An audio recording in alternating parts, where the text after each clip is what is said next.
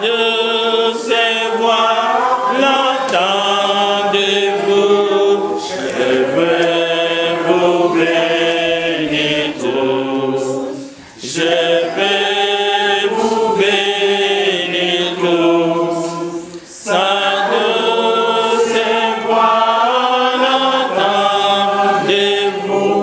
Je vais vous bénir tous.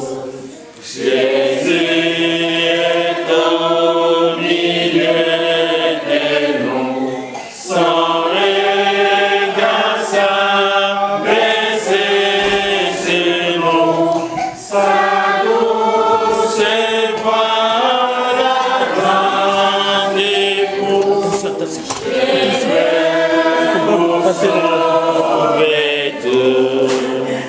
Je vais vous sauver tous.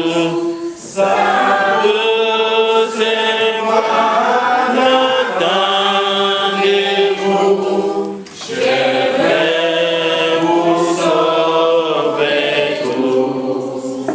Jésus est au milieu de nous, son regard s'abaisser sur nous, sa douce voix l'entendez-vous? Oh, je vous aime tous. Oh, je vous aime tous. Sa douce voix l'entendez-vous? Oh, je vous aime tous. Amen. Père éternel, te remercions d'être avec nous ici ce matin et à tous les jours qu'on pense à toi, Père, qu'on exécute, Père, ce que tu nous demandes. Nous voulons, Père, te servir, Père, et nous voulons faire ta volonté. Nous te demandons, Père, de bénir tous ceux qui se sont déplacés pour venir entendre ta parole. Père, nous te demandons aussi avec tous ceux qui sont en route pour venir ici, Père, pour venir entendre ta parole. Père, nous te remercions pour toutes les bénédictions que tu nous donnes, Père, et toutes les opportunités qu'on a à entendre ta parole et à montrer aux autres. Nous te remercions pour cette merveilleuse journée. Au nom de Jésus. Amen. Amen. Merci beaucoup.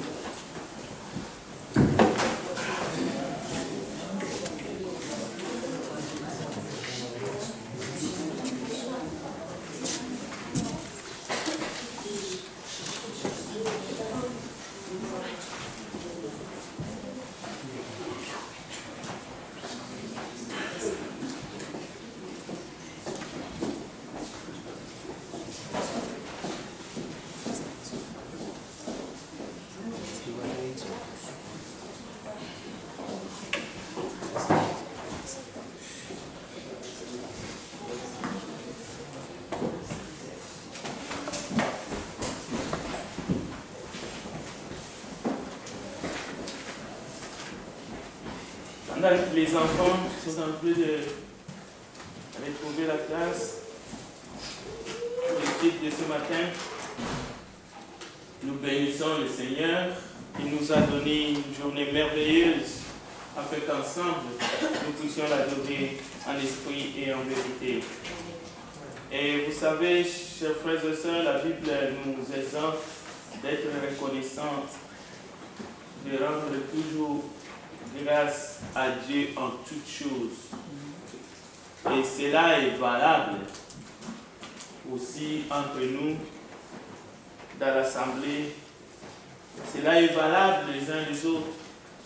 Aujourd'hui, je vais toucher un peu dans l'étude de ce matin en ce qui concerne notre engagement à Dieu dans son Église. Je vais faire des réflexions qui sont assez simples afin que chacun puisse soit être satisfait. Parce qu'il y a toujours dans une assemblée, parmi les peuples de Dieu, des frères et sœurs qui sont très engagés, qui rendent service de manière sincère devant Dieu.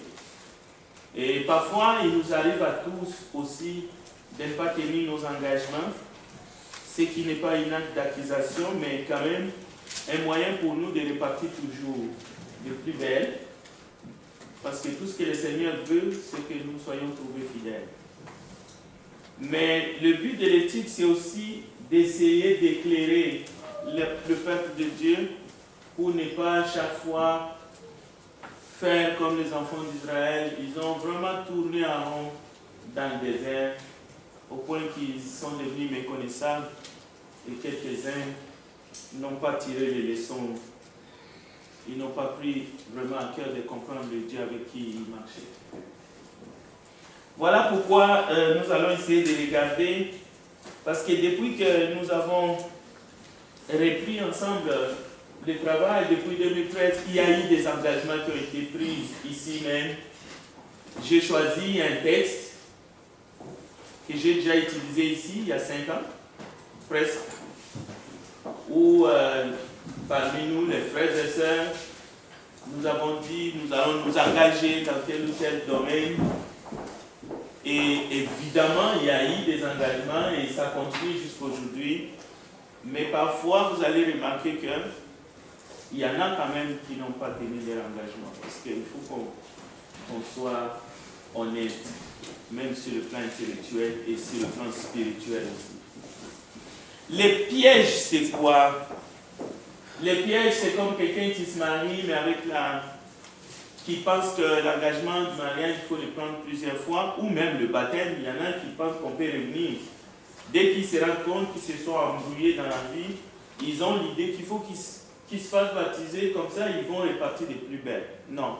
L'engagement avec Dieu, ça se prend une seule fois, mais on peut toujours, en cours de chemin, s'ajuster ou revenir à la case départ. Et c'est d'ailleurs ce que la Bible nous conseille, c'est la repentance. Il ne s'agit pas de revenir toujours au début.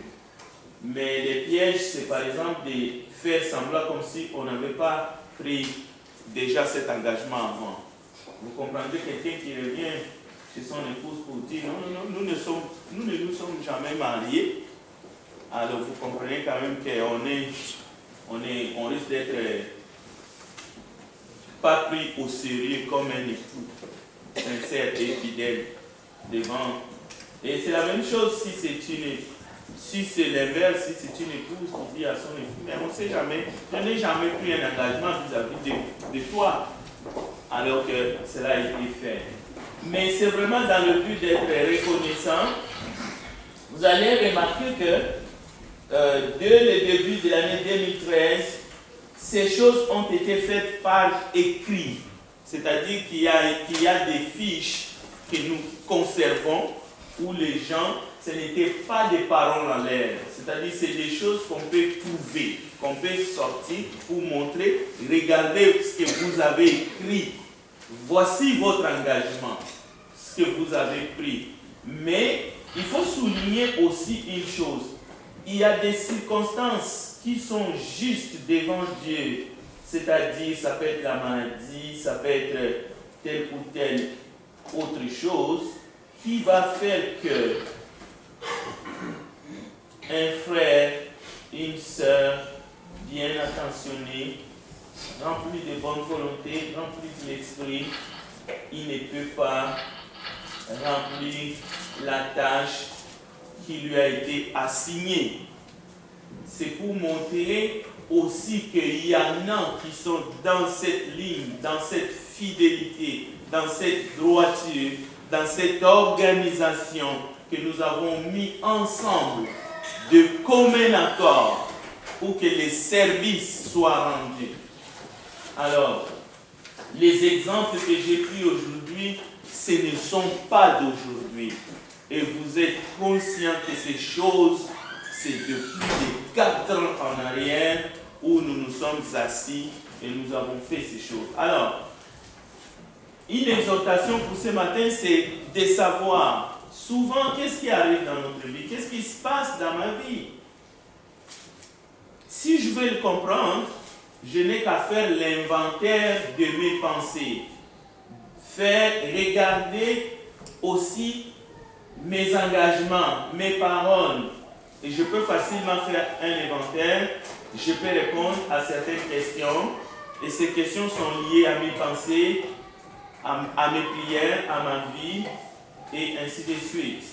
Il faut continuer à marcher, il ne faut jamais s'arrêter, et il faut reconnaître, il faut revenir, il faut simplement persévérer.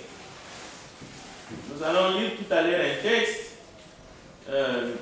Ça, c'était un autre domaine qui avait été mis en avant et dont on avait cité plusieurs personnes selon qu'ils ont décidé eux-mêmes et ils ont rempli la fiche d'engagement. Alors, j'aimerais lancer une exhortation aussi de Corinthiens chapitre 10, versets 3 à 5. Vous allez remarquer, il s'agit d'un texte ici des combats. Souvent, nous parlons du combat en passant que nous avons à lutter avec vraiment des esprits comme s'ils étaient physiques, corps à corps, ainsi de suite. Non. Le thème du combat dans la Bible n'est pas simplement à considérer sous un angle où on se bat contre un esprit, un démon, une maladie. Non. Notre vie spirituelle comme chrétiens, dans nos engagements, dans les décisions que nous avons prises, les bonnes, pour servir notre Seigneur et Sauveur, c'est un combat. Parce que jamais, jamais, notre chair, notre corps, nos occupations nous laissera la liberté, y compris le diable, nous laissera le main libre pour que nous puissions servir Dieu. Parce qu'en servant Dieu, nous sommes en train de montrer que notre cœur est incliné et nous sommes en train de montrer qu'il compte plus pour nous, plus que toute autre chose. Et en servant, nous sommes en train de servir pour l'éternité parce qu'il y a des récompenses qui sont grandes. Voilà une façon de vous encourager, de nous encourager les uns les autres pour continuer dans cette voie. C'est pour cela Paul explique les combats dans lesquels nous nous sommes engagés comme disant ce n'est pas charnel. Ne regardez pas votre service dans le Seigneur, votre engagement comme étant quelque chose seulement de charnel. Non, c'est plus que cela.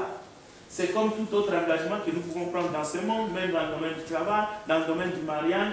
Ne regardez pas seulement comme étant quelque chose de charnel. Non, si vous remplissez votre contrat, si vous y allez jusqu'au bout, non seulement chaque fin du mois, vous avez votre salaire, mais aussi vous êtes en train de travailler pour. C'est pour cela qu'il est dit, c'est celui qui dévore ne dévore plus, mais qui travaille de ses propres mains pour donner à celui qui n'en a pas. Bien, lisons 2 Corinthiens chapitre 10, verset 3 à 5. Donc, vous pouvez prendre un engagement aujourd'hui, ou vous pouvez renouveler votre engagement pour servir Dieu fidèlement. Mais sachez-le, c'est un combat. C'est un combat. Est-ce que vous allez aller jusqu'au bout? Est-ce que vous allez vous arrêter parce que quelqu'un va vous arrêter ou parce que vous allez être découragé dans votre esprit? Lisons 2 Corinthiens chapitre 10, verset 3 à 5. Si nous marchons dans la chair, nous ne combattons pas selon la chair. Car les armes avec lesquelles nous en combattons ne sont pas la chair charnelle, mais elles sont puissantes en la vertu de Dieu pour renverser les forteresses. Nous renversons les raisonnements et toute peur qui s'élève contre la connaissance de Dieu et nous amenons toute pensée captive à l'obéissance de Christ. Voilà. Ce sont des forteresses, ce sont des raisonnements qui nous empêchent de tenir notre engagement. Et ces raisonnements, ces forteresses reviennent à nous pour nous tromper. Vous n'avez jamais pris un engagement, prenez maintenant. Non, la vérité, vous avez déjà été enrôlé, engagé. Mais vous vous êtes arrêté, vous devez continuer. Vous devez tenir. Et chaque fois nous avions lancé l'appel. S'il vous plaît, venez vous joindre à cette équipe qui existe. Et vous serez accueillis pour servir. Cela veut dire pour ceux qui n'étaient pas ou qui sont arrivés, cet appel-là a toujours été lancé. C'est quelque chose qui a été fait. Mais ce que Dieu veut, c'est ce que nous venons de lire, la sœur a vient de lire, il est question seulement d'obéissance à Dieu, de soumission à Dieu. Nous avons eu le privilège aussi d'essayer d'exhorter nos sœurs et aussi les enfants avec des frères pour travailler dans un domaine précis depuis plus de 4 ans aujourd'hui. Et nous voyons l'œuvre. Nous pouvons dire que nous voyons l'œuvre, mais cette œuvre doit continuer. L'appel est toujours là. Cela veut dire qu'il y a toujours un besoin qui peut être comblé et une manière de servir. Toujours. Ça ne date pas d'aujourd'hui. Ça ne date pas du mois passé. Ça date de plus de 4 ans maintenant. 5 ans. Ces documents-là, à 5 ans. Bien. Si vous voulez être un chrétien victorieux dans votre marche, dans votre combat spirituel, dans votre service, ce matin vous êtes venus pour servir, vous êtes venus pour adorer. Il faut, ce n'est pas un secret. C'est valable pour moi, pour nous tous, pour quiconque veut devenir chrétien. Il faut consacrer, et nous avons des exemples de modèles parmi nous. Ils n'ont pas fait quelque chose de spécial, ils ont compris que pour être un chrétien victorieux, un chrétien qui triomphe, il faut consacrer du temps pour Dieu. Il ne s'agit pas de tout le temps ici, ça veut dire du temps. C'est-à-dire, Jésus a dit, rendez à César ce qui est à César, à Dieu ce qui est à Dieu. Là aussi, c'est un combat. Ne le prenez pas à la légère. Ne pensez pas que c'est facile. Non. Dans la vie spirituelle, rien n'est facile. Tout est une question de combat. Tout est une question de se faire violence. Même dans le domaine du temps, c'est un combat. C'est-à-dire, tu peux perdre ce combat, cette bataille, ou tu peux la gagner. Donc, il faut consacrer du temps. Vous pourrez alors réfuter. Si vous consacrez du temps, vous allez réfuter les mensonges du diable, qui essaiera toujours de mettre dans votre esprit que vous n'avez pas le temps. Lui, c'est ça qu'il va faire. Mais vous pouvez le combattre et le vaincre si vous consacrez du temps pour le Seigneur. Alors, vous serez un chrétien victorieux. Sinon, vous serez un chrétien qui va perdre souvent des batailles dans votre vie spirituelle. Et pendant plusieurs années, vous seriez tout le temps en train de les perdre. Voilà ce que Jean nous exhorte ici dans Jean 8, 31, 32. Je voudrais qu'un frère ou une sœur nous lit encore le texte. Jean 8, 31, 32. Et il dit aux Juifs qui avaient cru en lui, si vous demeurez dans ma parole, vous êtes vraiment mes disciples. Vous connaîtrez la vérité et la vérité vous affranchira. Voilà. C'est une question de demeurer. Lorsque vous demeurez, vous êtes dans la constance. Vous êtes dans la persévérance. Et lorsque vous vous engagez à quoi que ce soit, il faut seulement engager. Et l'Église fait bien, joue son rôle, c'est de motiver de temps en temps afin que les uns les autres, nous puissions renouveler cette confiance, cet engagement, si possible. C'est toujours si possible. Ça peut arriver qu'il y a des moments où on est pris, où on doit servir ailleurs, où on est empêché, parce qu'il y a ce qu'on appelle des imprévus. Mais s'il n'y a pas ces choses-là, il faut toujours se rappeler qu'on est enfant de Dieu une fois et on doit vivre dans la communion fraternelle, dans les services, dans la prière et dans l'adoration. Alors, nous allons essayer de regarder rapidement ici. Lorsque nous avons une responsabilité dans l'Assemblée, parce que c'est de cela qu'il est question, lorsque nous nous sommes engagés volontairement dans une action, parce que nous voulons être dans l'action, nous voulons servir, ou lorsque nous joignons une équipe qui est déjà là, ça se fait qu'on peut dire des choses, l'équipe n'a jamais pris forme, Mais cela ne veut pas dire qu'on n'en a pas parlé. Donc, il faut savoir utiliser les armes spirituelles à notre disposition, qui est la parole de Dieu. Parce qu'on ne peut pas servir le Dieu vivant en dehors de sa parole. Là aussi, c'est un combat. Parce que le diable sait que lorsqu'un humain, un chrétien, une sœur en Christ, prend la décision de servir Dieu, le diable veut que tu sers comme il veut, pas comme Dieu veut.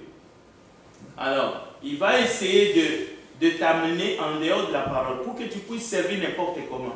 Alors, il faut lutter pour rester dans la parole, pour utiliser les armes que nous avons, qui est la parole de Dieu, afin de servir dans le but de plaire à Dieu. Donc, c'est important. Ça ne sert à rien de faire semblant. Semblant, ça signifie quoi? Il y a des gens qui ont l'habitude de faire comme s'ils n'ont pas entendu. Je vous donne un exemple. J'ai une lettre ici. La lettre a été écrite le 16 avril 2017. Elle est récente. Elle a été distribuée à tout le monde qu'on avait une réunion. Et on a annoncé plusieurs fois. Bon, maintenant, quelqu'un peut faire semblant qu'il n'a jamais entendu. Il ne s'est pas présenté à la réunion non plus. Là encore, on imprime une feuille de résolution pour donner, c'est-à-dire pour satisfaire ceux qui n'étaient pas là, même si on les donne à la main, même si la personne était ici et qu'il a la possibilité de les recevoir. Et même s'il n'a pas reçu, au moment où l'Église a déjà distribué une feuille comme ça, cela veut dire que la feuille est allée dans plusieurs personnes qui sont habitées par l'amour de Dieu. C'est-à-dire, tu peux les photocopier 100 fois. La personne n'est pas obligée de venir les chercher ici. S'il est quelqu'un qui aime Dieu et qui veut servir Dieu, donc il va la voir. Même s'il a entendu un communiqué ici, il peut faire semblant de m'écrire. Alors, pour justifier son non-engagement, il veut chercher un bouc émissaire. Il va dire quoi? On ne m'a pas donné la feuille à la main. Est-ce que vous trouvez ça normal? Est-ce que c'est vraiment normal? Ce n'est pas normal. Vous comprenez le piège? Comment est-ce que les gens peuvent sortir de leur engagement et en plus, au lieu d'obéir, ils cherchent des faux fuyants. Alors, exhortons-nous les uns les autres pour comprendre que Dieu nous aime, mais il veut que nous vivons en communion. Pas dans la confusion, mais dans la communion. Donc, comment vivre dans la communion et dans le corps du Christ, dans l'église du Dieu vivant? Il n'y a pas de secret et ce n'est pas compliqué. Comme ce matin, il y en a ceux qui ont accepté de venir adorer et ceux qui ont refusé de venir adorer. Mais il y a ceux qui sont empêchés pour des raisons valables devant Dieu. La maladie ou toute autre chose qui peut les empêcher. Et cela ne veut pas dire qu'ils n'adorent pas là où ils sont. Tout dépend de l'attitude de leur cœur. S'ils sont en communion avec Dieu, ils sont en communion avec nous. Lorsque nous allons adorer ici, même si physiquement ils ne sont pas ici, mais nous sommes unis, nous sommes le corps du Christ. Amen. Amen. C'est ça la vérité. C'est ça la vérité. Donc, lisez quotidiennement la parole de Dieu. Prenez le temps de louer le Seigneur. Appliquez-vous à être reconnaissant tout au long de votre journée. Si vous remplissez votre esprit par des pensées justes à ce moment-là, dans ces combats-là, vous avez vaincu notre adversaire, le diable, dans votre journée. Mais, revenons encore, si vous êtes ici même, ce matin, mais vous laissez votre esprit vagabonder, c'est-à-dire vous laissez les pensées rentrer, même si vous êtes ici, vous avez perdu le combat de l'adoration ce matin. Vous êtes vaincu par l'ennemi parce que vous n'allez pas adorer, vous venez de rater une opportunité pour adorer Dieu en esprit et en vérité. Parce que Dieu veut qu'il soit glorifié sur la terre dans les cieux et sous la terre. Ça veut dire dans votre esprit, dans vos pensées. Très bien. Il y a d'autres équipes que j'ai voulu vous montrer qui ont été faites, conçues, préparées, toujours dans le but de servir. Et plusieurs frères et sœurs rendent service depuis des années et nous voulons profiter pour être reconnaissants d'abord, mais nous voulons profiter aussi pour dire cet engagement qui a été pris un jour, ce n'était pas devant les hommes qui sont assis ici ou qui sont des responsables. C'est quelque chose qui est pris devant Dieu. Imaginez que vous allez prendre un engagement, un prêt. Vous le prenez un jour. Peut-être que vous pensez que c'est un prêt seulement que vous avez pris à la banque, mais c'est devant Dieu que vous avez pris ce prêt. Parce que lui, il est témoin de ce que nous disons, de ce que nous faisons. Maintenant, votre engagement, c'est quoi? C'est de rembourser les frais. C'est de rembourser les frais. Bien. Avant de vous donner la possibilité de poser des questions, j'aimerais vous présenter un petit mémo que j'ai préparé. On va lire Actes des Apôtres, chapitre 2. Actes des Apôtres, chapitre 2. Actes des Apôtres.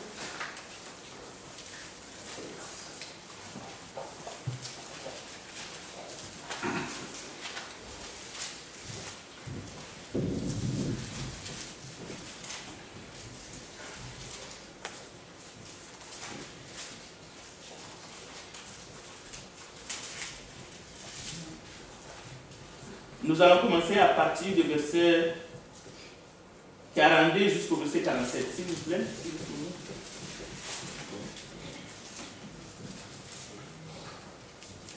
Les persévérants dans l'enseignement des apôtres, de la communion fraternelle, de la force du pain et dans les prières.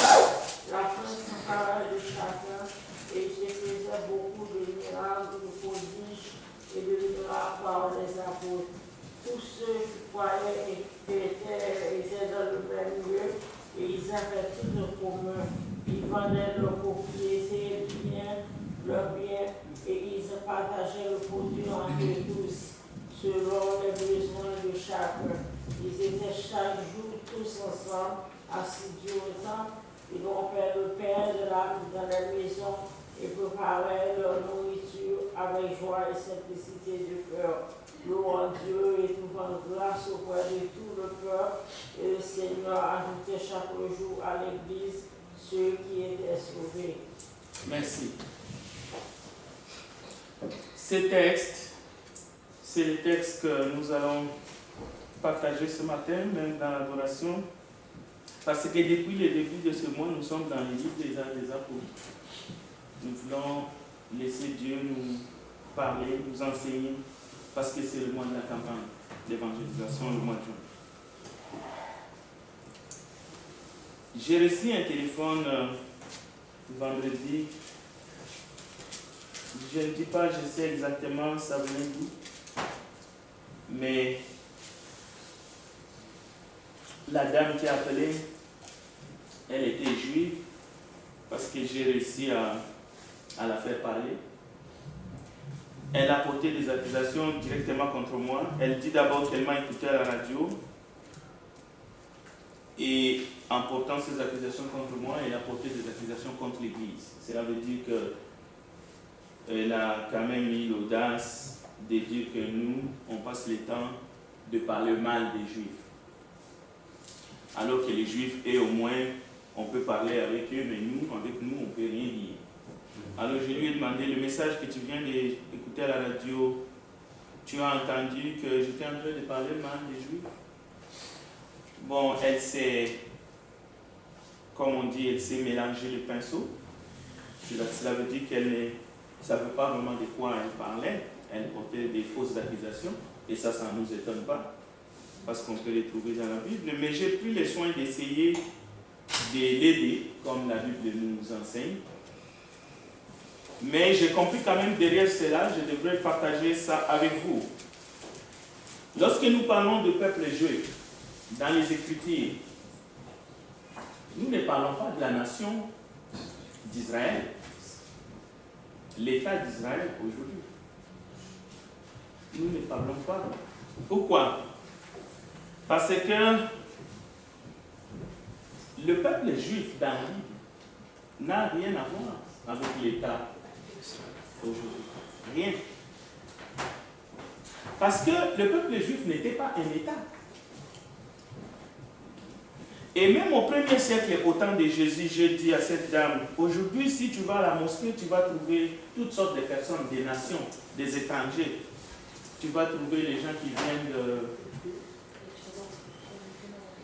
de Saint-Domingue, tu peux trouver des gens qui viennent de...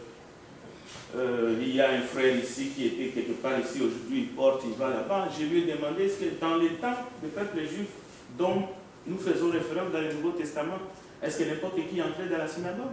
Non. Je suis allé plus loin, je lui ai demandé où est le temple. Aujourd'hui, dans les synagogues, les femmes et les hommes sont assis côte à côte. Je lui ai dit, dans les temples, les femmes avaient les cours. Je lui ai dit, nous ne parlons pas la même chose. J'ai suivi les cours d'hébreu ici même dans cette salle, au sous-sol. Ce n'était pas ce bâtiment, c'était l'autre. C'était par un juif. Je l'ai suivi pendant au moins 5 mois. Il venait ici, il entrait dans les maisons qui étaient ici. Et ce n'était pas gratuit, j'ai payé. J'ai les traces parce que je payais par chèque. Je lui ai dit, nous n'avons pas la haine du peuple juif, mais nous enseignons ce que la Bible dit et nous ne parlons pas de l'État d'Israël. Aujourd'hui, je suis allé même plus loin avec lui. Je lui ai dit, aujourd'hui, l'État juif se bat avec les Palestiniens, vous êtes des frères. On n'a pas vu ces choses parmi les Juifs au temps de Christ. Lorsque nous parlons des peuples romains, quelqu'un penserait que je suis en train de parler de concitoyens de Berlusconi. On ne parle pas des Italiens. Parce que lorsque le soldat romain se mettait debout, même devant César, il fallait voir combien de pieds il était. Juste les choses qu'il portait comme armement, il y en a ici qui ne seront même pas capables, si un soldat romain s'est déshabillé, de porter tout ça. Incapable. Donc, ce n'est pas la même chose. Même si on peut aller trouver des ascendants, mais ce n'est pas pareil. Ce n'est pas pareil. Donc, c'était un peu ça. Pourquoi je vous dis cela? C'est pour vous dire que non seulement nous sommes suivis, mais il y a des gens, par ignorance, qui peuvent nous accuser, mais nous comprenons. Mais c'est parce qu'eux, ils ne comprennent pas. Alors, je terminerai simplement par dire, nous aussi aujourd'hui, si nous sommes chrétiens réellement, et nous le sommes, voici un examen que nous devons faire.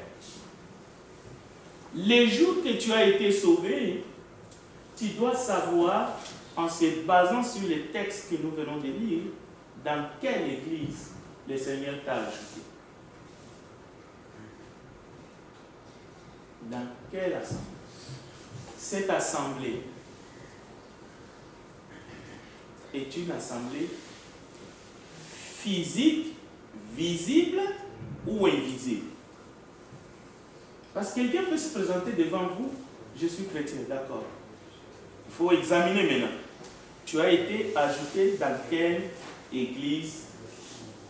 Cette église était locale, laquelle? L'adresse. Sinon, cela veut dire un loup solitaire.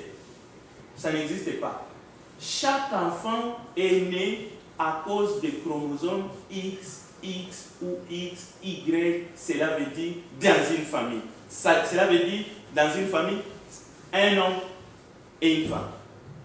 Même si c'est une naissance sous X, cela veut dire si réellement on est sauvé, conformément aux Écritures, le Seigneur t'ajoute dans une assemblée. Et je ne veux pas laisser votre esprit se promener. Ce n'est pas une église invisible. C'est une église locale, visible, qui a une adresse. Sinon, ta nouvelle naissance est bâclée. Elle est erronée. Dieu a fait les choses bien. Dieu a fait les choses parfaites. Donc, à la limite, même si l'évangéliste était en cours de route, comme le cas de Philippe avec l'eunuque, mais on sait d'où est sorti Philippe. Philippe est sorti de l'église qui était à Jérusalem. Cela veut dire que c'est très facile de retracer maintenant l'eunuque. Que la nouvelle naissance n'est pas faite par un loup solitaire, mais par quelqu'un qui venait de l'église de Jérusalem. Et d'ailleurs, lui-même, l'eunuque, allait à Jérusalem. Donc, il y avait une église locale qui était à Jérusalem. L'église dans laquelle le Seigneur ajoutait ceux qui étaient sauvés, c'est l'église qui était à Jérusalem. Ce n'était pas une église invisible. Pas du tout. C'est comme un enfant qui est né avec des papiers, des documents. Un bébé qui est né avec des fardes, des documents. Non, ça n'existe pas. Un bébé vient au monde dans une famille. Dans une famille. Amen. Amen.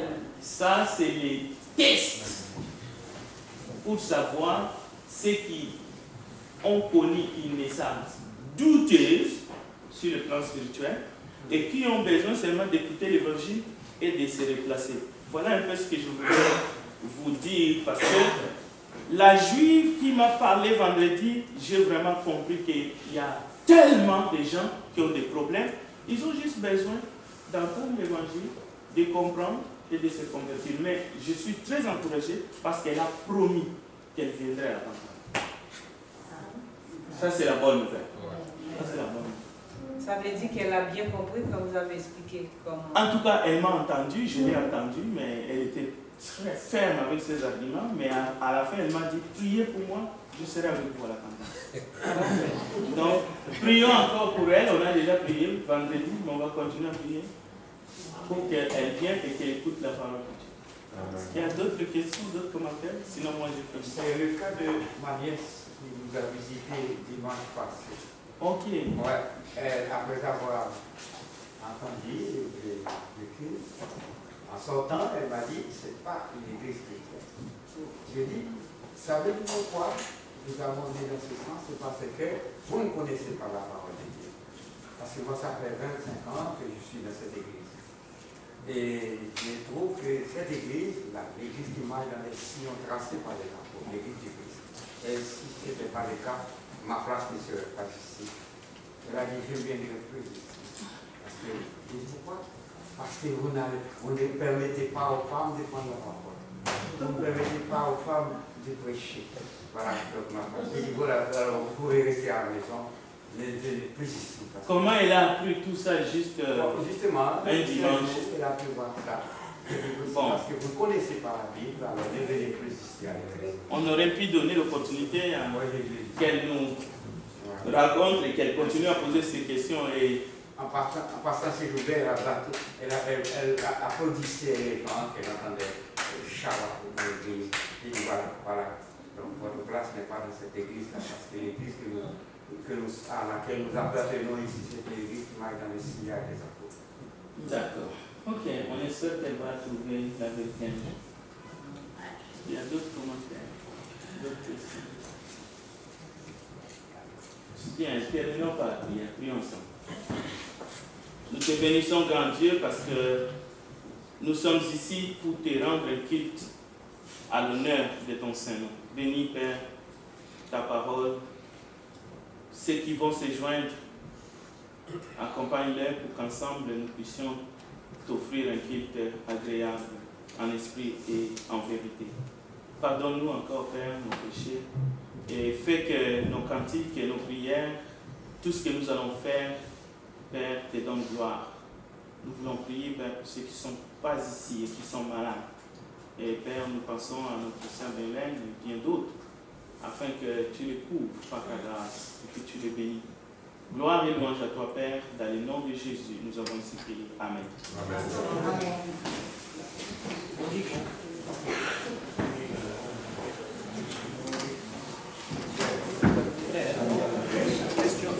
Ada macam apa kalau